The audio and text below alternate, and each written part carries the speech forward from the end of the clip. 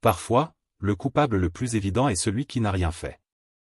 Alaria Alicia Horno naquit le 2 décembre 1952 dans la province rurale de Jaén, municipalité d'Aoyo del Junco, en Espagne. À l'âge de 24 ans, Alicia tomba amoureuse et épousa un citoyen néerlandais, William Rouanekoff. Peu après, le couple accueillit son premier enfant, un fils nommé Go, suivi d'une fille, Rosa, puis d'une autre fille, Rosio. Avec l'arrivée des enfants, la vie familiale commença à changer. Le mariage se tendit de plus en plus. William développa un problème d'alcool, fut fréquemment absent du foyer, et finit par perdre son emploi. Lors de disputes violentes, il hurlait sur Alicia, et recourait parfois même à la violence physique. Pour subvenir aux besoins de sa famille, Alicia fut contrainte de travailler comme femme de chambre dans un hôtel à Ibiza. Ce fut durant ce chapitre difficile de sa vie qu'elle rencontra Dolores Vasquez, la directrice de l'hôtel où elle était employée. Maria Dolores Vasquez était la fille d'immigrants galiciens d'Espagne qui s'étaient installés au Royaume-Uni. Elle était cultivée, polie et une interlocutrice captivante. Une amitié proche se forma rapidement entre les deux femmes, qui évolua plus tard en relation amoureuse. Un an après le début de sa relation avec Dolores, Alicia trouva le courage de quitter son mari et de finaliser leur divorce. William retourna aux Pays-Bas tandis qu'Alicia emménagea avec Dolores. Peu après, les deux femmes achetèrent une nouvelle maison à Mága. Suite au divorce, Alicia obtint la garde exclusive de ses 3 enfants et les éleva avec Dolores. Après la séparation de leurs parents en 1983, Rosio et sa sœur Rosa en vinrent à voir Dolores comme une seconde mère et adoptèrent même fièrement le nom de famille Vasquez. Les 3 enfants d'Alicia aimaient profondément Dolores. Les 5 vécurent ensemble en harmonie, formant ce qui semblait être une véritable famille aimante. En 1988, Alicia et Dolores décidèrent de mettre fin à leur relation amoureuse. Pourtant, elles continuèrent de vivre ensemble en amis proches jusqu'en 1994. Après 11 années côte à côte, elles se séparèrent finalement et Alicia entama une nouvelle relation avec un homme nommé Juan Curo. Elle emménagea dans une nouvelle maison et se consacra pleinement à ce nouveau chapitre de sa vie sentimentale.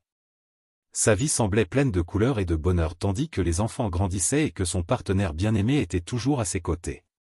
Cependant, un jour, ce conte de fées apparent tourna brusquement au cauchemar. Le matin du 10 octobre 1999, Alicia découvrit que sa fille Rosio n'était pas à la maison. Au début, elle ne s'inquiéta pas, supposant que Rosio avait simplement passé la nuit chez son petit ami ou une amie. Alors que le temps passait et que Rosio ne revenait pas, l'inquiétude d'Alicia grandit. La famille contacta les amis de Rosio et son petit ami, espérant des nouvelles rassurantes sur sa localisation, mais personne ne l'avait vu. Le 9 septembre, Rosio avait quitté la maison vers 17h30 après avoir dit au revoir à sa mère et à sa sœur aînée, Rosa. Ce jour-là, elle prévoyait d'aller à une fête foraine avec son petit ami, Antonio, et des amis. La fête se tenait près de La Tiara, un quartier proche de la maison d'Antonio. Rosio resta chez son petit ami jusqu'à environ 22h30, puis décida de rentrer chez elle brièvement pour se doucher et se changer avant de le retrouver, lui et ses amis, à la fête. Elle n'y arriva jamais. Bien qu'Alicia fût déjà mal à l'aise, elle choisit de faire une promenade avec Juan pour calmer ses nerfs plutôt que de signaler immédiatement la disparition de sa fille. En marchant dans la rue, Alicia remarqua une large tache de sang sur la chaussée, comme si un animal y avait été abattu. Elle la signala à Juan. Au début, ils n'y prêtèrent pas attention. Mais en se rapprochant, Alicia remarqua une paire de baskets tachetées de sang. Elle les reconnut immédiatement comme étant celles de sa fille. Se remémorant ce moment plus tard, Alicia Horno déclara, « Je me suis approchée et j'ai vu les baskets de ma fille. J'ai dit, ce sont les baskets de Rosio. Et il a dit, pas possible. J'ai dit, si, ce sont les baskets de ma fille. J'étais hystérique. Je lui ai dit d'appeler la police. C'était ses baskets, se souvint Alicia. Durant cette promenade, en plus des chaussures, un mouchoir et plusieurs taches de sang furent découverts dans un terrain vague à côté de la route qu'empruntait habituellement Rosio. Alicia contacta immédiatement la police et un signalement de personnes disparues fut déposé avec une description détaillée, longs cheveux, yeux marrons, portant un t-shirt Nike blanc et un pantalon violet. Une fois la recherche officiellement lancée, les enquêteurs judiciaires déterminèrent qu'un examen approfondi de la scène de crime supposée était nécessaire. Leur objectif initial était d'identifier à qui appartenait le sang trouvé sur la route et sur les baskets. Les premières théories évoquaient une agression ou une bagarre au cours de laquelle quelqu'un avait été blessé.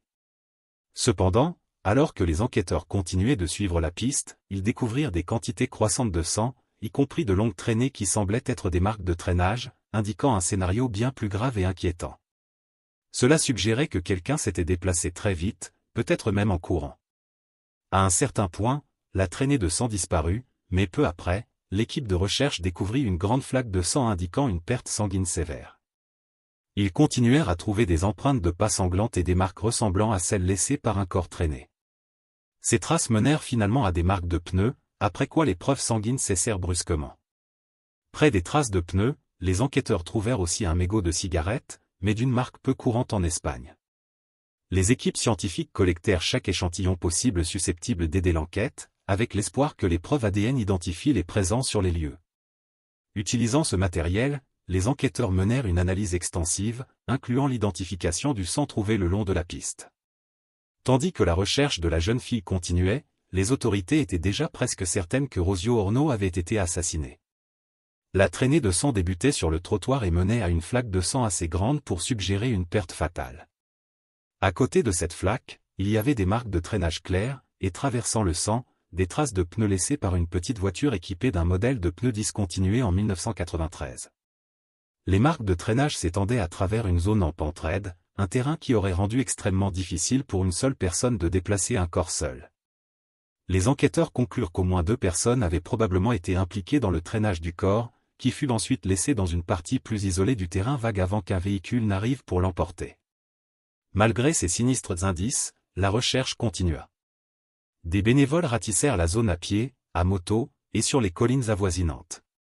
Tout le monde espérait trouver Rosio vivante, tout en craignant la possibilité de découvrir son corps. La situation était dévastatrice pour tous. Des flyers avec la photo de Rosio furent affichés partout, et tous les grands médias couvrirent sa disparition. La famille collabora étroitement avec les journalistes, croyant qu'aussi longtemps que Rosio resterait sous les projecteurs, elle ne serait pas oubliée. Des reporters de chaque chaîne de télévision se rassemblèrent près de la maison de la famille Orno et des cafés locaux, tous espérant le même dénouement, que la jeune fille soit retrouvée et ramenée à la maison.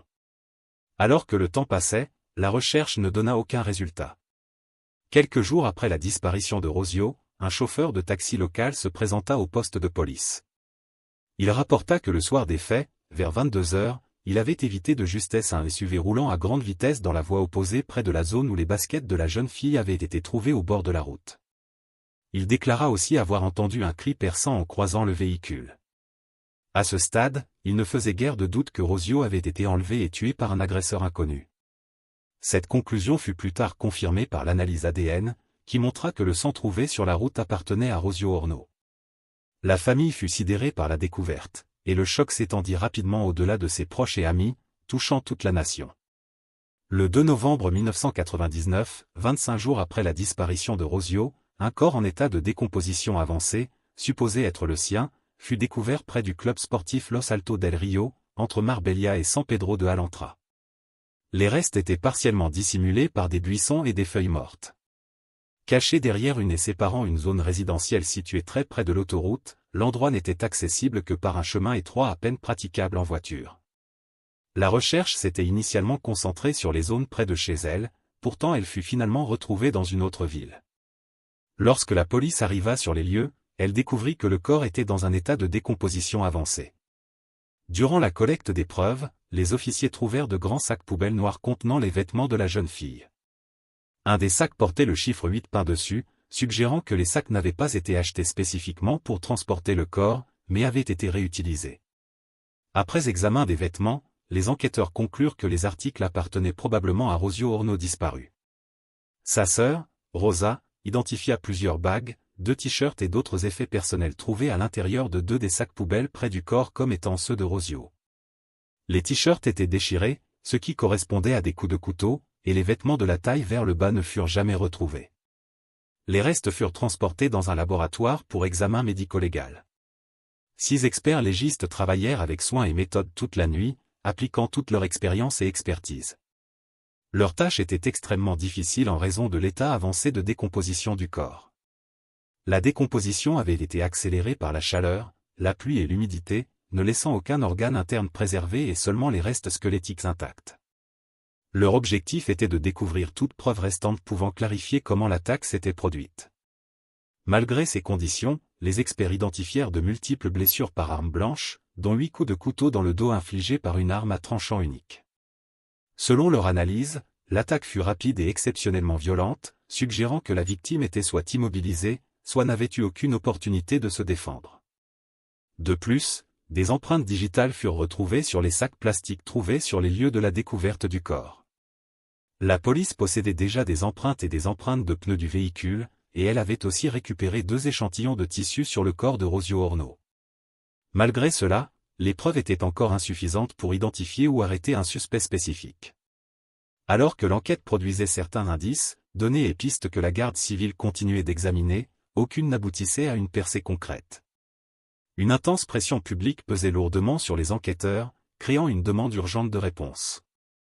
Pourtant, aucune preuve décisive n'émergeait. En raison de la décomposition avancée du corps de Rosio, il était impossible de déterminer des faits basiques comme une éventuelle agression sexuelle. Quand les enquêteurs examinèrent la position du corps, ils notèrent que les jambes étaient écartées et interprétèrent cela comme une scène mise en scène. Ils conclurent que le coupable avait pu disposer le corps pour suggérer une violence sexuelle, ce qui les amena à écarter l'agression sexuelle comme mobile. Ils redirigèrent plutôt leur attention vers un crime motivé par la vengeance et la haine. Les enquêteurs croyaient que l'attaque était hautement émotionnelle, suggérant que le coupable pouvait être quelqu'un de proche de la jeune fille, nourrissant une colère ou une rancune intense envers elle.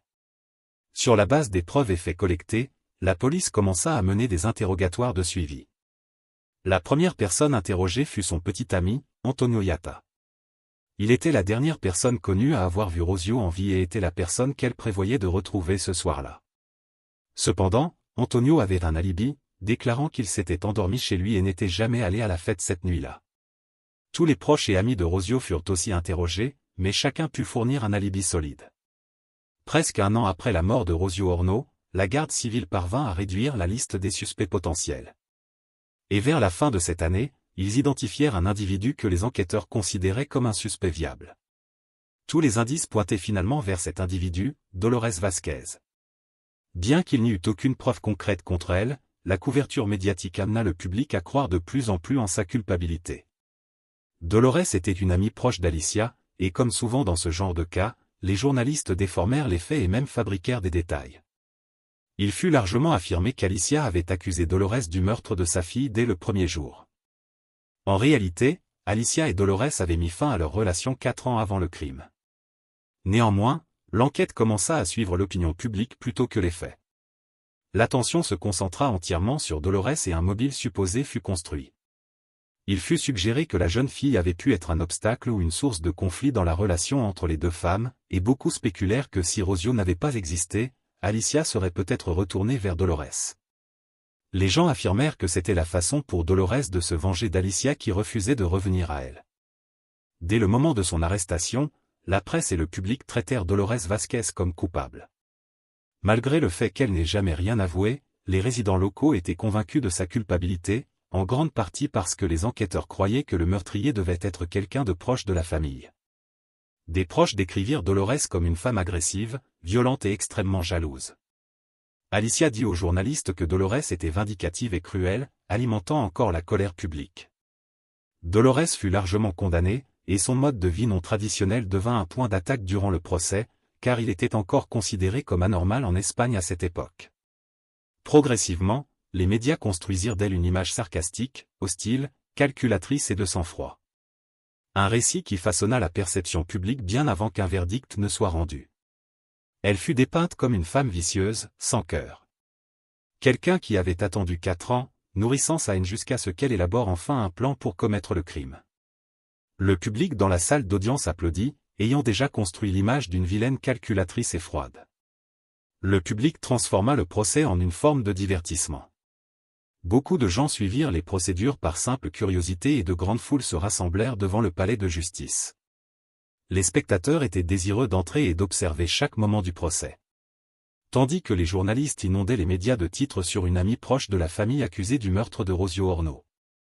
Dolores Vázquez était le genre de personne que peu de gens appréciaient, et par conséquent elle n'avait pratiquement aucune chance de bénéficier d'un procès équitable.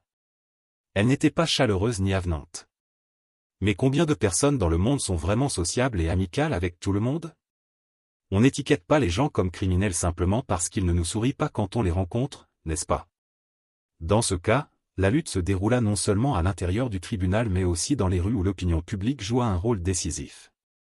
Le flux constant d'informations, en particulier les rumeurs amplifiées par les médias, influença inévitablement la perception du jury. Presque chaque chaîne de télévision et talk-show répéta l'affirmation que Dolores Vázquez était responsable de la mort de Rosio. Alors que les reporters continuaient de déformer les faits, un mensonge répété suffisamment finit par être accepté comme vérité dans l'esprit du public. En réalité, il n'y avait aucune preuve concrète contre Dolores Vázquez. Pourtant, la justice semblait déterminée à emprisonner quelqu'un, et elle devint la cible choisie. Une femme avec un alibi discutable et des traits personnels qui en faisaient un bouc émissaire facile. Dolores ne fut jamais vue sur la scène de crime. Les traces de pneus ne correspondaient pas au véhicule qu'elle possédait. Les fibres de tissu retrouvées ne correspondaient pas à ses vêtements, et les empreintes digitales trouvées sur les sacs poubelles n'étaient pas les siennes. Elle avait aussi un alibi déclarant qu'elle avait passé cette journée à s'occuper de sa mère malade tout en gardant sa jeune nièce. Cependant, cette version fut largement écartée. Plus de 50 témoins furent appelés à témoigner durant le procès. Pourtant, Dolores elle-même ne prit la parole qu'une seule fois: « Je n'ai pas tué Rosio. Je ne l'ai même pas vu ce jour-là. Tout ce que je vous demande, avoué à toute l'Espagne, c'est de trouver la personne qui l'a fait parce que ce n'était pas moi. Et celui qui a commis ce crime est toujours dehors, peut-être même parmi vous dans cette salle d'audience. Il n'y a jamais eu aucune preuve contre moi, et il n'y en aura jamais parce que je suis innocente. » L'Espagne, argumenta-t-elle, a un système judiciaire profondément défectueux qui dépasse souvent les limites légales. Les procureurs et juges d'instruction, affirma-t-elle, étaient prêts à ignorer la loi et à détruire des vies humaines pour valider leur théorie, montrant un mépris complet pour la justice. Il n'y avait aucune preuve physique la reliant au crime. Au lieu de cela, le rapport de la garde civile s'appuyait uniquement sur des éléments circonstanciels et un profil psychologique qui cadrait Dolores Vázquez comme suspecte. Par décision majoritaire, le jury déclara Dolores Vázquez coupable de meurtre et la condamna à 16 ans de prison. Le public célébra le verdict. Les funérailles de Rosio furent suivies par une grande foule tandis que les journalistes continuaient de filmer sans relâche, montrant peu de respect pour le chagrin de la famille. Les proches de Rosio, avec les résidents de la ville, vivaient dans un état de peur, une atmosphère qui alimenta encore les nombreux programmes télévisés disséquant chaque détail de l'affaire. Après l'arrestation de Dolores, la famille de la victime apparut dans un programme télévisé après l'autre, racontant de vieilles histoires qui renforçaient soi-disant l'image de Vázquez comme froide, distante, exigeante et cruelle. Il fallut des années et la survenue d'un autre crime frappant similaire pour qu'il devienne clair que la version des événements imaginés par le public et alimentée par la presse était profondément erronée. Le matin du 15 août 2003, les parents de Sonia Carbio, 17 ans, signalèrent la disparition de leur fille. Ils avaient déjà contacté ses amis qui dirent avoir accompagné Sonia jusqu'à la porte de sa maison. Cependant, Sonia n'était jamais entrée. Dans la rue, à 3 mètres seulement de chez eux et à côté d'un arbre, ses parents trouvèrent ses chaussures, son sac à main et son téléphone. Des taches de sang étaient visibles sur des voitures garées à proximité. La scène était étrangement familière, mais si le meurtrier présumé était en prison depuis près d'1 an et demi, cela signifiait-il que la police avait commis une grave erreur et qu'une personne innocente était derrière les barreaux? Les autorités lancèrent immédiatement des recherches et ouvrirent une enquête sur le nouvel incident. Alors que le temps passait, le désespoir consumait de plus en plus la famille. Des fouilles du voisinage furent effectuées, mais les taches de sang trouvées sur les affaires de Sonia offraient peu d'espoir d'une issue positive.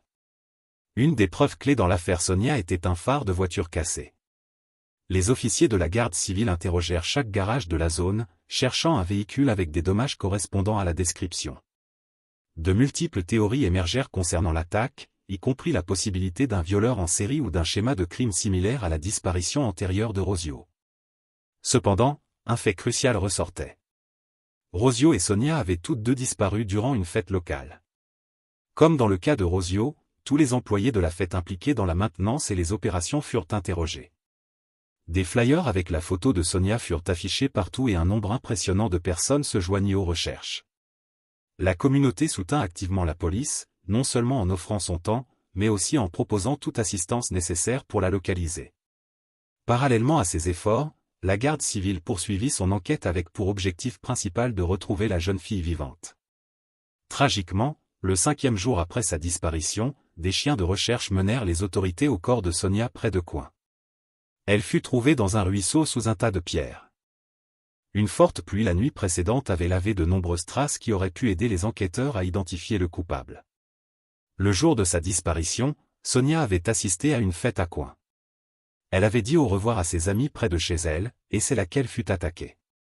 L'agresseur frappa Sonia plusieurs fois, la laissant partiellement inconsciente et incapable de se défendre en raison de la soudaineté et de la brutalité de l'assaut. Elle fut ensuite forcée dans une voiture et emmenée dans un endroit isolé loin de son quartier. Des blessures internes et externes furent infligées durant l'attaque. Sonia fut finalement étranglée, ce qui fut déterminé comme la cause du décès. Parce que son corps fut découvert relativement vite, les enquêteurs purent récupérer et analyser des preuves cruciales. Le colonel Bella rapporta plus tard que des preuves médico-légales significatives avaient effectivement été trouvées sur le corps de Sonia Carbio. Le matériel biologique fut examiné et entré dans la base de données nationale d'ADN criminel, où les enquêteurs obtinrent enfin la correspondance tant attendue avec le matériel génétique prélevé sur le mégot de cigarette trouvé sur la scène de crime dans l'affaire Rosio Orno. Lorsque les deux échantillons ADN furent comparés, ils s'avérèrent identiques. L'homme qui avait tué Rosio en 1999 était le même individu qui avait attaqué et tué Sonia. La révélation fut choquante. Dolores Vasquez, publiquement condamnée par pratiquement toute l'Espagne, était innocente. Pendant ce temps, le vrai meurtrier était resté libre et avait pris la vie d'une autre jeune fille. Enfin, les pièces s'assemblaient. Le mégot de cigarette de marque anglaise et les particules de peau trouvées sous les ongles de la victime contenaient tous deux l'ADN d'une même personne. À partir de ce moment, les événements se déroulèrent rapidement. Le 18 septembre, une jeune femme nommée Cecilia Pantoa contacta la police après avoir grandi des soupçons envers son ex-mari quand elle remarqua des taches de sang sur son t-shirt quelques jours après la découverte du corps de Sonia. La femme expliqua que son mari avait aussi été absent de la maison, effectuant 2 trajets en voiture inexpliqués le jour de l'attaque contre Rosio. Grâce au test ADN combiné à son témoignage, la police put enfin identifier le véritable meurtrier de Rosio et Sonia. Le coupable était Tony King, un homme déjà connu au Royaume-Uni sous le nom de Holloway Stranglé. La série de crimes de Tony Alexander King commença lorsqu'il était encore adolescent dans le district de Holloway au nord de Londres. En 1985, la région était terrorisée par une série d'attaques contre des femmes qui étaient étranglées et agressées sexuellement. À cette époque, King utilisait son nom de naissance, Anthony Bromage. 5 semaines plus tard, à seulement 19 ans, il fut arrêté et condamné pour avoir étranglé 5 femmes jusqu'à l'inconscience avec une corde ou un câble avant de les agresser. Le juge le condamna à 10 ans de prison, le qualifiant de monstre dont le crime découlait de sa propre inadéquation. Il n'en purgea que la moitié et fut libéré sur parole en 1991. Mais en quelques semaines, il était de retour derrière les barreaux après avoir volé une femme et l'avoir menacée avec un couteau. Cherchant un nouveau départ, il changea plus tard son nom en Tony King, épousa Cecilia Pantoa et tenta de construire une vie familiale normale. Le couple eut une fille, mais King retomba vite dans ses schémas violents. La police espagnole réalisa qu'elle était sur le point de coincer le bon suspect. Tony King fut placé sous surveillance 24h24 et un mois après la mort de Sonia, il fut arrêté. Durant l'interrogatoire, King avoua les meurtres des 2 jeunes filles innocentes. Il admit plus tard qu'il avait suivi Rosio alors qu'elle marchait dans une rue passant en rentrant de chez son petit ami et qu'il lui avait tenu un rasoir contre la nuque. Quand elle essaya de se libérer de son agresseur, le rasoir coupa la nuque de Rosio. Paniqué, le monstre la poignarda 9 fois. En 2005, King fut condamné à 36 ans de prison pour l'enlèvement, l'agression et le meurtre de Sonia Carbio. Le tribunal ordonna aussi qu'il paye une compensation à la famille de la victime équivalent à environ 350 000 $. De plus, il reçut une sentence supplémentaire de 7 ans pour une tentative d'agression violente sur une femme à Maga en 2001. L'année suivante, King fut reconnu coupable du meurtre de Rosio Orno et écopa d'une sentence supplémentaire de 19 ans. Il écrivit plus tard des lettres aux mères de Sonia et Rosio demandant pardon. Il purge actuellement sa peine à la prison de sécurité maximale Herrera de la Ancha à Ciudriel, en Espagne. Après la clôture de l'affaire, un scandale majeur éclata à travers l'Espagne quand il devint clair qu'une personne innocente avait été condamnée pour le meurtre de Rosio.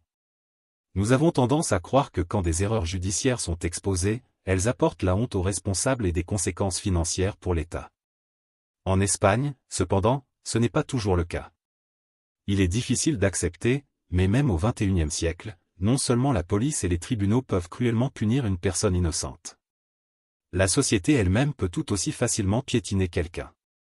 Même quand l'innocence est finalement prouvée, personne ne s'excuse vraiment.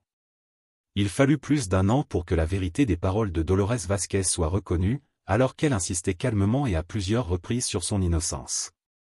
Ce qu'une grande partie de l'Espagne avait interprété comme de la cruauté ou une froideur émotionnelle n'était en réalité rien de plus que ses traits de caractère personnel. En 2008, le ministère espagnol de la Justice offrit à Dolores Vázquez 120 000 € de compensation, bien moins que les 4 millions d'euros qu'elle avait initialement demandé. Pourtant, personne ne s'excusa jamais auprès d'elle pour le traitement qu'elle avait enduré. Après sa libération de prison, Dolores Vázquez, dont les parents avaient émigré d'Epsom en Espagne, retourna au Royaume-Uni. Plus de 20 ans ont maintenant passé. Malgré cela, Dolores n'a jamais reçu d'excuses formelles pour ce qui lui a été fait, et elle n'a obtenu aucune compensation additionnelle depuis la clôture officielle de l'affaire en 2014. Elle travailla plus tard pour une société de transport dans l'East London et subit une évaluation psychologique suite à son épreuve. Dans une récente déclaration, elle dit attendre toujours des excuses après des années d'anxiété, expliquant que la peur et l'humiliation qu'elle avait souffertes lui avaient rendu difficile de communiquer avec les autres et de trouver un travail stable pendant longtemps. L'emprisonnement de Dolores Vázquez est considéré comme l'une des plus grandes erreurs judiciaires de l'histoire du système judiciaire espagnol depuis 1910. Les criminels peuvent échapper à leurs responsabilités avec une facilité alarmante, même quand ils sont assez négligents pour laisser des preuves ADN, simplement en traversant des frontières nationales. Dans leur empressement à clore des affaires, la police se précipite souvent pour attribuer la culpabilité à quelqu'un, n'importe qui, plutôt que de poursuivre la vérité entière.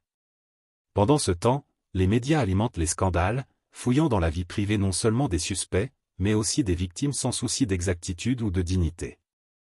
La société aussi joue un rôle, étiquetant volontiers des individus comme coupables et acceptant l'emprisonnement comme justifié simplement parce qu'une personne n'est pas aimée. Malheureusement, cette dure réalité n'est pas unique à l'Espagne. C'est une vérité qui s'applique à des degrés divers à des pays partout dans le monde. Si vous avez trouvé cette affaire fascinante, n'oubliez pas d'aimer la vidéo et de vous abonner à la chaîne. Nous publions des vidéos sur des affaires criminelles chaque nuit. Jusqu'à la prochaine fois, restez aiguisés, restez vigilants. Chaleur. Hey, chaleur. Hey, chaleur.